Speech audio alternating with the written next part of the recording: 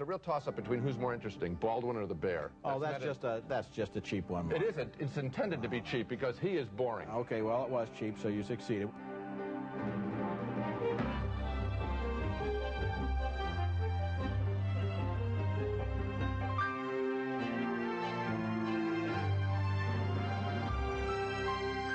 This is Chicago Tonight, Wednesday, April 15th, 1998. Good evening, I'm John Callaway, and welcome to Chicago Tonight. They have become so familiar to us that many viewers consider them almost members of the family. Their thumbs up or thumbs down rating system has become a favorite American trademark. They exercise a huge impact on what comes out of Hollywood, but they are most definitely not a part of the Hollywood culture. They are, of course, two guys from Chicago named Siskel and Ebert, and tomorrow night they'll be honored by the Chicago Museum of Broadcast Communications at a sold-out event entitled A Salute to Siskel and Ebert, a critical revolution on television. What brought the Tribune's Gene Siskel together with Roger Ebert of the Sun-Times? How could two Chicago movie critics make such a major impact on American film criticism? And what do they think of the quality of movies available to us today? We'll put those and other questions to Gene and Roger right after we take a look at this duo's debating style on the Siskel and Ebert Show. Were you bored by the picture, or were you captivated by it? I was stunned by the picture. I was stunned that anyone would make this picture. I was stunned by the fact there are that parts of it that are so bad, and there are parts of it that are strong, and I think you do know a little bit how to do the dance. You just get close and work out. Gene, I knew that when I was 17 years old, and this movie doesn't know as much as I knew when I was 17. This movie has the kind of chemistry between the grown-up world and a smart kid that I looked for and missed in Home Alone 2. It's amusing, it moves, and somewhat to my surprise, I liked it. Wow, where's your big red suit and beard, Santa? You just gave them a gift. You didn't like this movie? No, you didn't like Little Norma Golden? No, I didn't think you didn't like Norma Golden? No, I didn't think he was a particularly charismatic actor or a very good actor, and I think Burt Reynolds is even worse. The other thing is I have a problem with the whale as a creature to be loved. Give me Flipper anytime, maybe, is what I'm saying. Well, I just don't know where to start in arguing with that one. Go to a Sandra Bullock movie, that's who we want to see. This isn't a Sandra Bullock movie. This is an action picture with two co-stars, Bullock and Jason Patrick, and all three. The ship and the two actors are very good. But my point is still an excellent one. Only in your head. It's kind of cornball, I think. Two people and a bear in the wilderness. Now, what's wrong with that? What's wrong with that if the people are interesting and if the bear is interesting? The bear wasn't interesting, number one. Oh, I was interested in the bear. It's a real toss-up. Especially when it was chasing them. It's a toss-up, oh good, as opposed to hibernating. It's a real toss-up between who's more interesting, Baldwin or the Bear. That's just a cheap one. It isn't. It's intended to be cheap because he is boring. Okay, well, it was cheap, so you succeeded.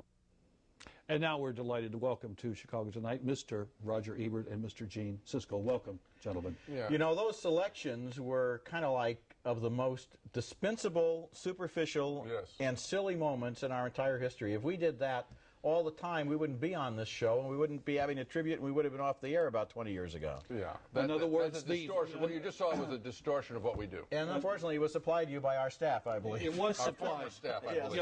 Yeah, it was and so this is what you guys are being honored for? This is the quality of criticism? Well, actually, if you let it play a little bit, we do get into some interesting discussions. What they had there was just the highlights, or the lowlights, as it might be. Because that's really the image of the show, is the two of us as a Punch and Judy act, knocking each other over the head with one-liners and so forth. And I think actually there is part of that on the show, but there's a lot more besides. Oh, look, we just taped a show today. Let's get straight. Here are some of the issues that we discussed today. Because you hinted at, we would talk about what's right and wrong or what's the quality of film that we're getting. And we talked about some very deep problems in American film, and that is recycling the same stories involving serial killers, also kidnapping plots that are inside jobs.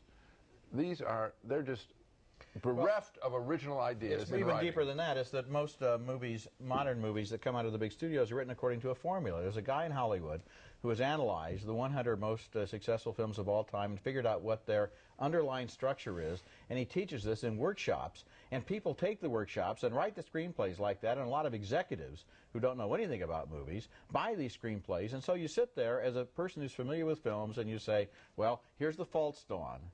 And then it will be followed by, first there's the false crisis, followed by the false dawn, followed by the real crisis, followed by the real dawn. In other words, when you look at a movie like Good Will Hunting, as good as it was in many ways, you see that underneath it, it has the same structure as Rocky.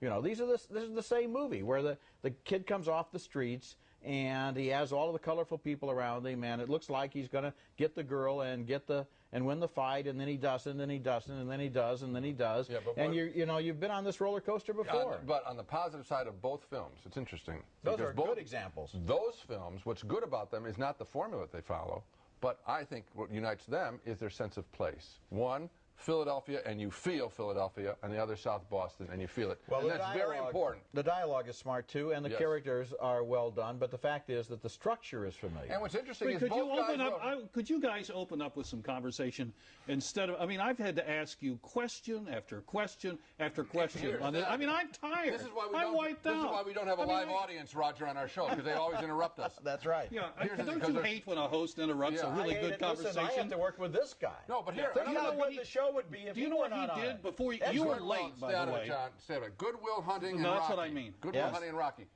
Both were written by the lead actors, and that's fascinating because they wrote out of their heart. Let's just go to this. They're talking about Rocky. Go to the tape. And Good Will Hunting. Go to the tape. No matter if I lose this fight. Is he supposed to be George Washington? So all I want to do is go to distance. The world heavyweight champion. Seeing that bell rings and I'm still standing. I want to know for the first time in my life that I weren't just another bum from the neighborhood. I want you. I'll break both your arms so they don't work for you. Now you're a big shot fighter on the way up. You don't even throw a plum to your friend Paulie. You owe me. I take care of you, Paulie. I don't owe you nothing. And you made me feel like a loser. I'm not a loser. Among the other actors you saw there were Burgess Meredith as the manager and Burt Young as the girlfriend's brother. And all the characters in Rocky inhabit a barren, emotional landscape. Director John Avildsen is very good at isolating them in their dreary existence so that when Rocky's big break comes, it's all the more dramatic. And the movie's ending, a confrontation with a heavyweight champion of the world, is one of the most draining, exhausting, and emotionally fulfilling scenes I've seen in a long time. But the one thing we shouldn't do, Gene, is say who wins the fight. I won't do that, but I'm also not going to agree with you that the picture is all that terrific. I liked it, but not quite as much as you. And what I didn't like was two of those characters. One, the woman, she is so shy and retiring in the beginning of the picture. It's ridiculous. In fact, it makes her turnaround for me unbelievable. And even worse is her brother, Paulie, the guy who's screaming, "I'm a loser." It's just embarrassing. It's like old kind of the worst method acting. You're bringing too much logic to the movie. It seems to me that it works on an emotional level or it doesn't work at all. If you start thinking about it, it falls apart. But to me, it's got a lot of heart, a lot of spirit. I would like to make a statement. Can I make a statement? Well, yeah, or your attorney. Just pull this hair to make sure it's real, right? Yeah. Because that looks like a wig. It just really looked like I got some big, like a Three Stooges wig, practically. Exactly. Yeah. And as for your mustache, Rusty Jones. Yeah, goodbye, Rusty Cars. Yeah. Well, welcome home, gentlemen. Thank you very much. Yes, when you say welcome home, people should know the show began here. I was just walking through the hallway upstairs, and I passed the meeting room where we used to put together the show before we descended with great fear and trembling to this very studio to tape it. But how did it get started? The first time we were going to tape it, we were so afraid. We both said we want to take our coffee cups downstairs with us, and of course, Mr. McCarter wouldn't allow coffee cups in the studio, so our producer, Thea Flom, said, well, we'll walk down slowly. And there we were taking one step at a time because the coffee was so hot, and we really needed that energy because we were just petrified. John has asked the question twice. Here it comes again. How did it begin? I got a phone call at work at the Tribune, Roger got one, I'm sure, at the Sun-Times, saying, we're thinking of doing a weekly review of the arts here at Channel 11. One week it'll be movies, one week it'll be plays, another week books, etc. And we'd like to start with the movies, and we want you two guys to do the show together and discuss the current films.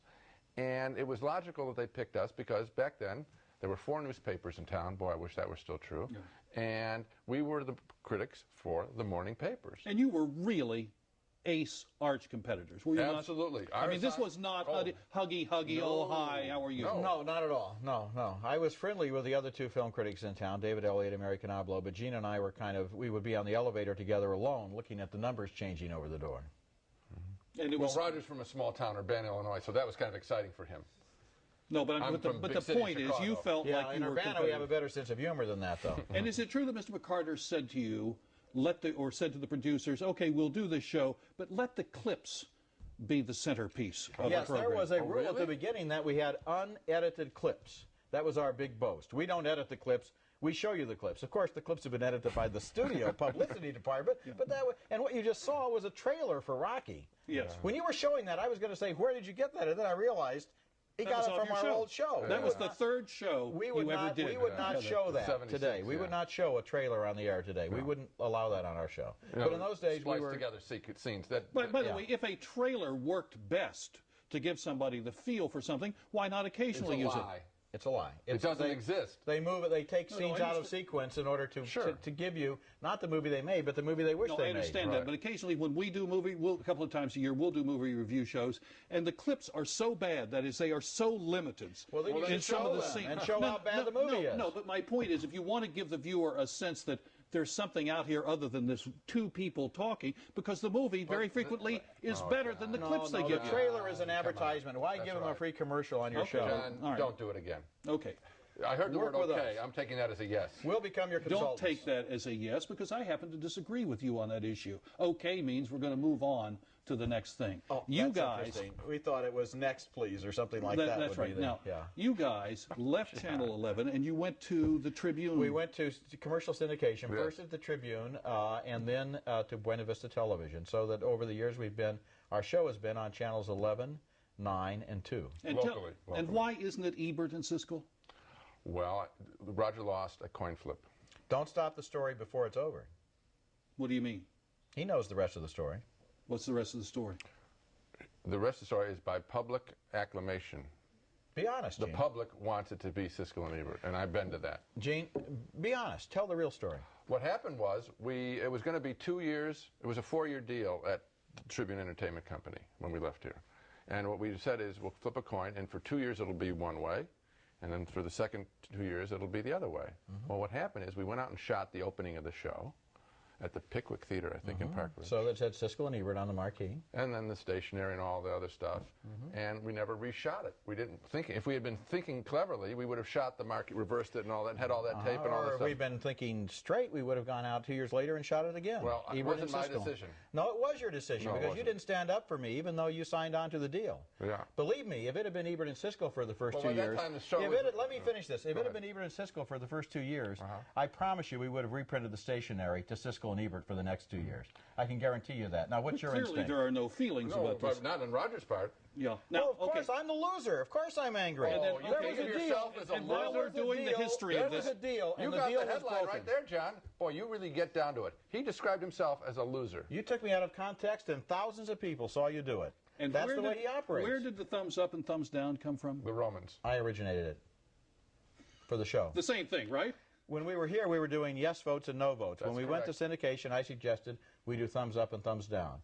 Now, in a way, it came from the Romans, but Gene, if it really came from the Romans, how come we have it trademarked? Well, because they have Because they Caesar can't didn't have afford a good lawyer. Yeah. So Caesar didn't have a good attorney. No, but here's the thing. It is true that he had the idea, let's do thumbs up and thumbs down. But I'm the one that came up with thumbs way up.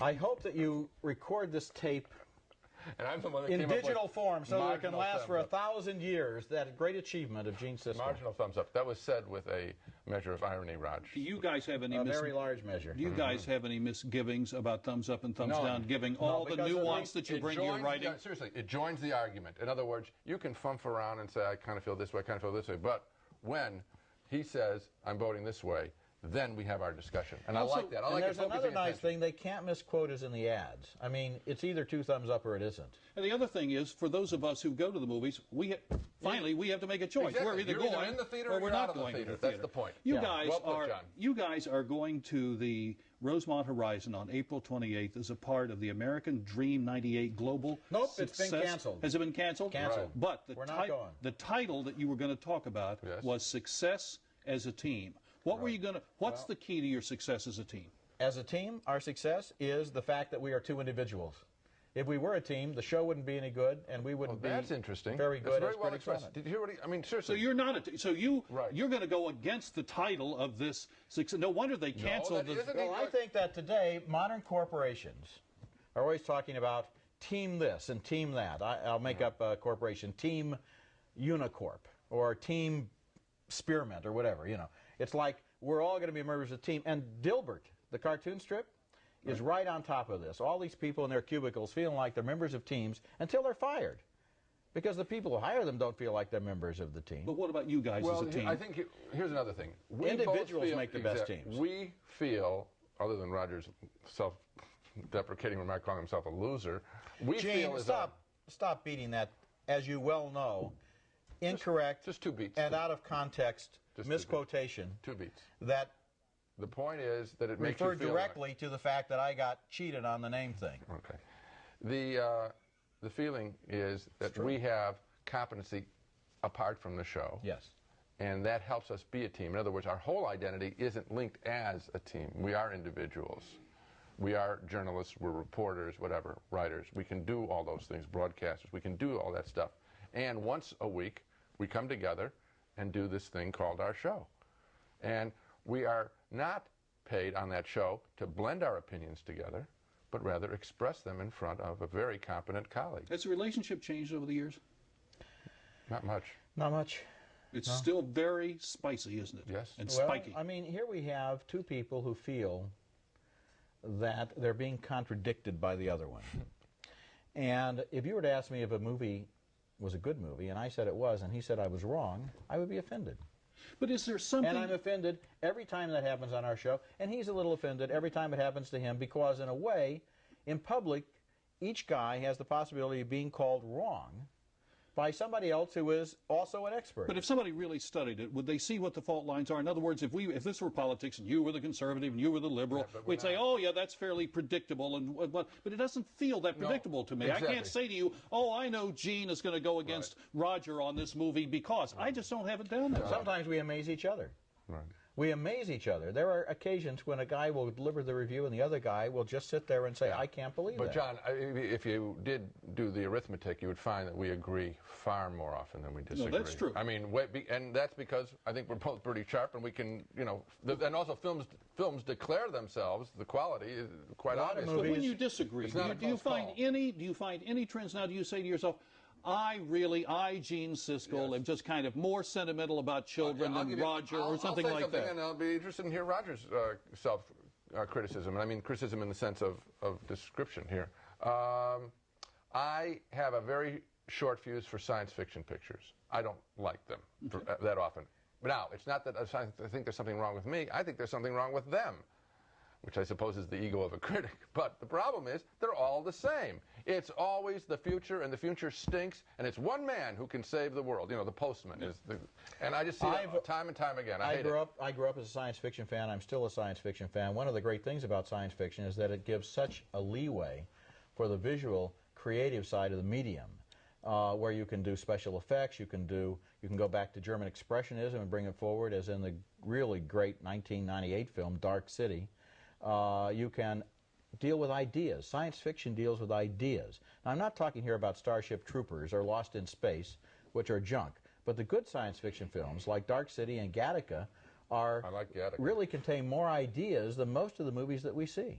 You guys, I'm sure, saw the essay in the New Yorker by David Denby, who used to do movies for New York Magazine, saying that the big studios now have a kind of promotional wave that is so great that it just overwhelms the critical voice from people like you to come out and say maybe, hey, with all due respect to Titanic, get your butts over to see L.A. Confidential first, etc. And he's saying that it's just, and not only that, that you're in for a week and then you're out, and then the good movies go down the drain. Of course, many critics have been saying this for a long time, and David said it very well in The New Yorker, and in fact, he wrote the same essay 5 years ago in New York Magazine, so he's kind of recycling his own attitude. But the point is, the problem's still there. The problem is this: they have a whole core of trained junket prostitutes. These are the people that we see quoted from the little radio station in San Jose, saying this is a little blockbuster. Radio stations, and they're not all in San Jose. What they do is they get a free ticket to the coast. They get to stay in the Four Seasons Hotel. There's a buffet dinner. They get to go to the screening in a chartered bus. They get 3 minutes in a hotel room with the star. They're told by the publicist, gee, we'd like to have your opinion on the movie. Frequently, they write out a little blurb that can go straight into the ad. Many of these people never write a review.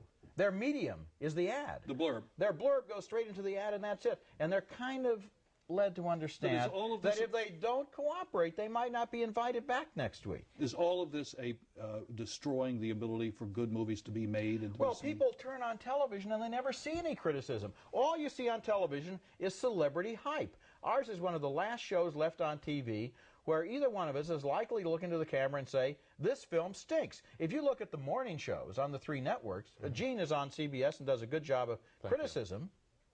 And they have critics on the other shows too, but in general, when you see a celebrity on those shows, interviewed on the show, the deal is, we won't express an opinion on the movie.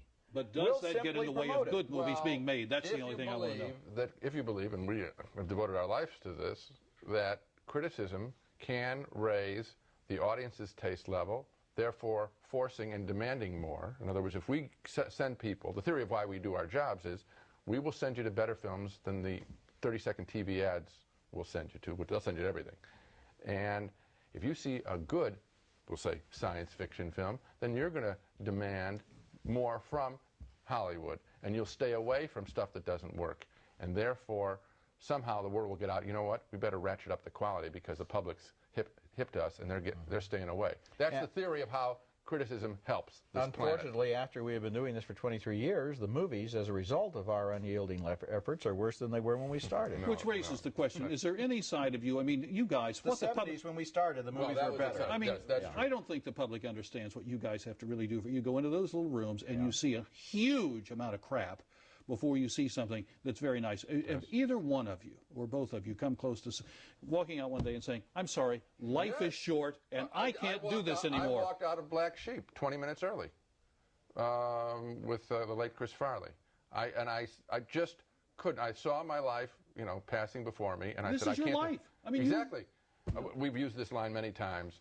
A movie steals 2 hours, a bad movie steals 2 hours out of your life, and you're never getting it back. But don't you feel like a huge amount of your life is being stolen now? I don't feel that way. I feel like somebody who pays $8 and goes to see the bad movie is losing 2 hours of their life. Right. I have a job to do, and I get to take notes and write a review and publish it in the Sun-Times and do it on television. I get revenge. Right.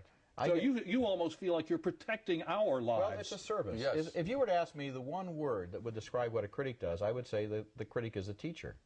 And what we're trying to do is share everything we found out about the movies with people who are interested in that. And so that's a vocation in a way. I mean, if a movie is bad, I still have a job to do. If it's good, I'm very pleased. Just to clarify, you asked if I ever got extra frustrated, and I said on that occasion I did. But no, my job is to stay there and review it, and I'm happy to do so. And again, what may surprise people, because we do see a lot of junk, you know, I think it's safe to say most of the movies aren't good. That no, most of the movies are thumbs up. Okay. Don't you give more than 50% thumbs up? Of course, our show, we don't review every movie. We tend to review movies that are more reviewable or more notable. I think you give more. Roger, statistically, over the years, has given about 15% more positive reviews than I'd have. And what does that say to you? He says that he counts. But you think he's easier than you are?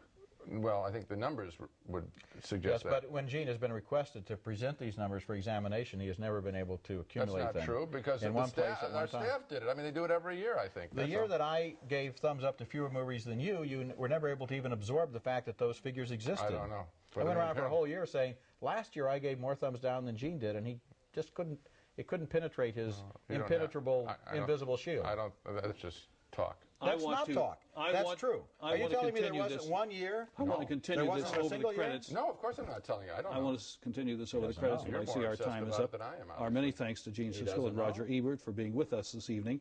If you can't be among those who are honoring Gene and Roger at the Museum of Broadcast Communications tomorrow night, and by the way, that's sold out, we hope you can be with us as we take Chicago Tonight back on the road, a not very long journey, but we think an important one, next door to the campus of Northeastern Illinois University, where we'll have a frank conversation with students about issues of race ranging from interracial dating to self-segregation. That's a special 1 hour Chicago Tonight on the road tomorrow at 7 and 10 here on 11. I'm John Callaway. Thank you and good night. If they came to you and said you have to give up your newspaper writing or TV, you can't have both, which would you pick and why? I'd keep the newspaper job. Why? Because it's me. It's 100% my words. And they came to you and said, in effect, that didn't they, at one point in terms of the trip? Well, I was leveraged, but I ended up keeping both. Well, I made them blink. Yeah. So that was a very proud moment for me, actually. What's more important to you? Family is more important than either one. That's not the question. That's the answer I'm giving. But if you take family first, then what comes second or third? Writing I like or the writing. TV? I do like the writing. I mean, that's what the writing that's is very the special. core for you guys, Yes. is it not? Yes. Well, there's nothing like I happen to love writing on deadline. Do you like being on Leno and Letterman? Do you like the celebrity part? I like it when it works. It's Sometimes fun. you feel like it got out of hand and you don't know what happened. Is one tougher than the other? Letterman. Letterman?